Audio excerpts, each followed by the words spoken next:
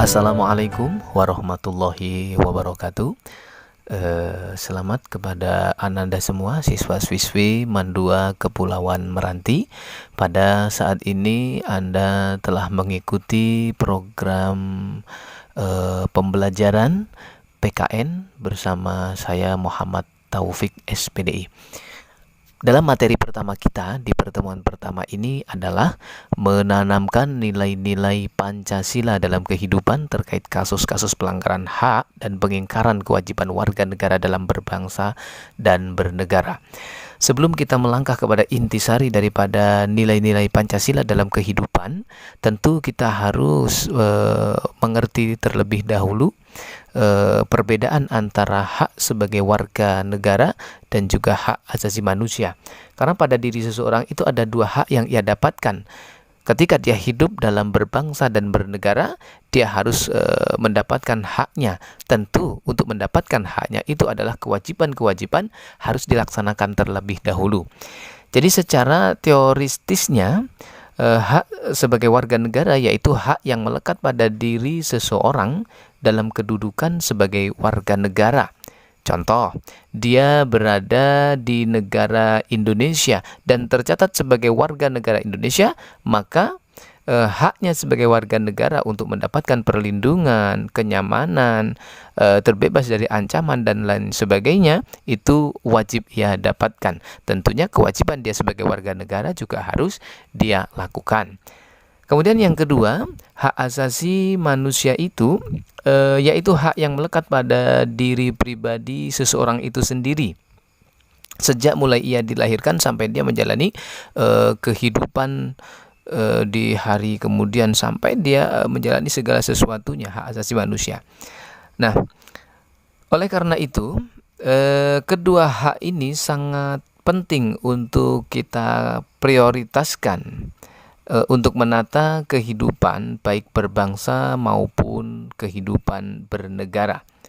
Terkait dengan kebangsaan dan bernegara ini tentu harus mengacu kepada dasar-dasar negara.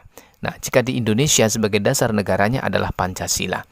Oleh karena itu, pentingnya nilai-nilai Pancasila atau intisari daripada nilai-nilai Pancasila yang terkandung di dalam Pancasila itu sendiri, yang itu nanti akan tercurahkan dalam kehidupan sehari-hari kita agar supaya saat ketika nilai-nilai Pancasila itu, nilai-nilai yang terkandung dalam Pancasila itu kita terapkan dalam kehidupan agar supaya tidak terjadi gesekan-gesekan atau pelanggaran-pelanggaran yang terjadi yang itu mengakibatkan sesuatu yang tidak diinginkan seperti perilaku anarkis, merusak fasilitas umum, menyinggung sampai membunuh, menghilangkan nyawa seseorang dan lain sebagainya. Ini tentunya terjadi pelanggaran-pelanggaran hak asasi manusia.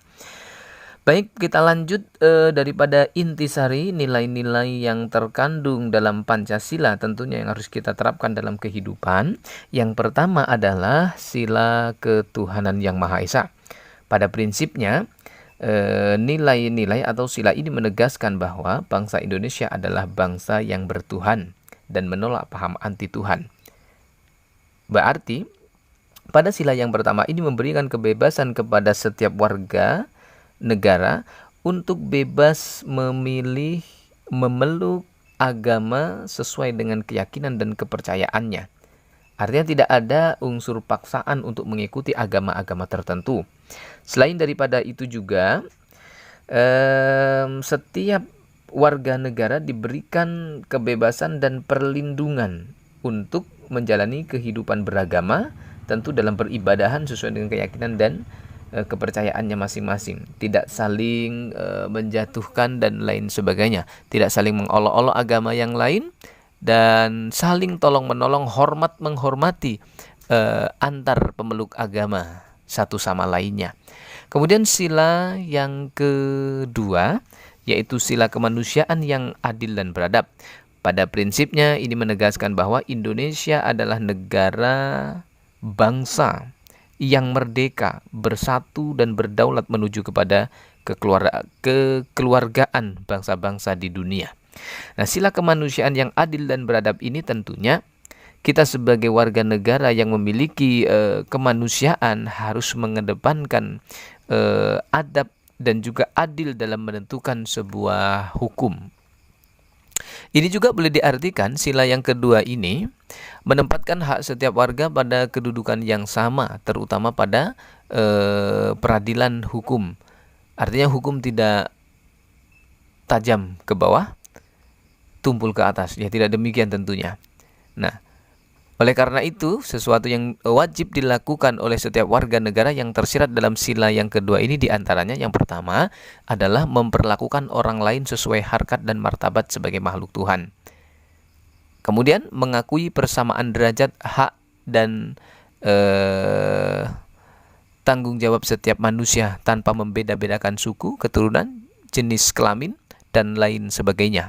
Baik, kemudian yang ketiga, Sila Persatuan Indonesia memberikan jaminan kepada setiap warga negaranya dalam keberagaman yang berbeda-beda ini kita harus tetap mengedepankan yang namanya persatuan demi terjaganya dan keutuhan NKRI. Nah, selain daripada itu juga memiliki prinsip dalam kehidupan. Sila yang ketiga ini menegaskan bahwa kita mendirikan suatu negara kebangsaan yang besar, ini bangsa Indonesia itu tidak untuk kelompok-kelompok tertentu, tetapi ini adalah milik keseluruhannya yang terikat dalam Negara Kesatuan Republik Indonesia. Nah, dalam sila ketiga ini juga kita harus memberikan penghargaan atau saling menghargai budaya-budaya yang ada di tanah air kita, karena tidak sedikit budaya yang ada. Maka budaya apapun yang tercurahkan dalam kehidupan siapapun itu, maka bagi kita setiap warga negara harus menghargai sehingga budaya-budaya daerah yang ada itu bisa terangkat secara nasional bahkan internasional. Yang keempat, sila kerakyatan yang dipimpin oleh hikmat kebijaksanaan dalam permusyawaratan atau perwakilan. Pada prinsipnya, menegaskan bahwa negara Indonesia itulah negara yang demokrasi, yang mengakui dan menjunjung tinggi kedaulatan rakyat. Nah, sila yang keempat ini juga dicerminkan dalam kehidupan pemerintahan, misalnya bernegara dan bermasyarakat yang demokrasi. Ya, sila keempat ini menjamin setiap warga negara untuk berpartisipasi politik. Setiap warga negara diberikan kebebasan untuk mengeluarkan pendapat, untuk berorganisasi. Artinya diberi kebebasan ini tidak kebablasan dalam berpendapat. Nah, apa artinya kebebasan tapi tidak kebablasan? Artinya bebas memberikan pendapat, masukan kepada pemerintah dalam rangka untuk membangun, bukan untuk menjatuhkan dan mengobrak-abrik segala sesuatu ketentuan yang telah ditentukan dalam undang-undang. Maka kebebasan yang diberikan ke setiap warga ini tidak kebablasan sehingga mengakibatkan perilaku-perilaku anarkis, perilaku-perilaku yang merusak hal-hal yang telah ditata, maka ini tidak dibolehkan. Kemudian yang kelima, sila keadilan sosial bagi seluruh rakyat Indonesia, yaitu memiliki hak milik perorangan dan dilindungi pemanfaatannya.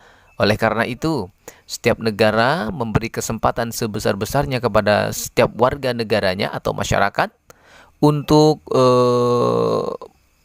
bersosial.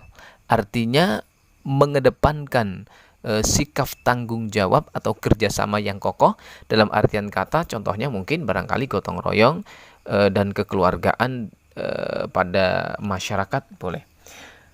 Sila yang kelima ini juga memiliki prinsip negara Indonesia itu didirikan untuk bersungguh-sungguh memajukan kesejahteraan bagi seluruh rakyat Indonesia, baik lahir maupun batin. Nah, ini artinya kesungguh-sungguhan ini tentu harus berdasarkan rasa prinsip kemanusiaan yang tinggi. Nah, setiap warga negara juga berhak untuk mendapatkan pekerjaan yang layak, penghidupan yang layak, dihormati. Ini juga termasuk pada prinsip dalam nilai-nilai sila yang kelima. Selain daripada itu juga, setiap warga negara berhak untuk mendapatkan pendidikan, misal pekerjaan dan kehidupan yang layak. Artinya pendidikan wajib didapatkan oleh setiap warga negara. Kehidupan pekerjaan juga demikian. Inilah intisari daripada sila yang kelima ini.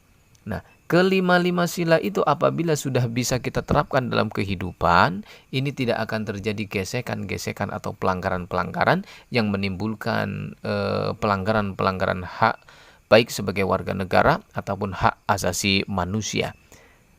Kalau kita berbicara tentang kasus-kasus pelanggaran hak asasi manusia, ini sangat banyak contohnya.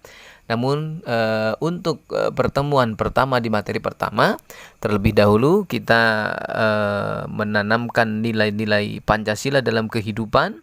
Kemudian sudah kita tanamkan dan kita hindari kasus-kasus pelanggaran yang itu mengakibatkan terjadinya pertumpahan darah, pembunuhan dan lain sebagainya. Adapun contoh-contoh kasus-kasus yang terjadi terhadap pelanggaran hak asasi manusia akan kita bahas pada pertemuan berikutnya. Mudah-mudahan bermanfaat dan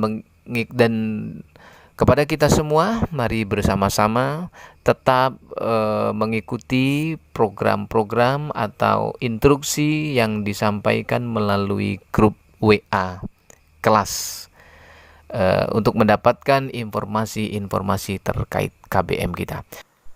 Terima kasih karena sudah mengikuti program pembelajaran kita dan sampai bertemu kembali pada pertemuan materi berikutnya. Semoga bermanfaat. Saya Muhammad Taufik mengundurkan diri mengucapkan terima kasih. Wassalamualaikum.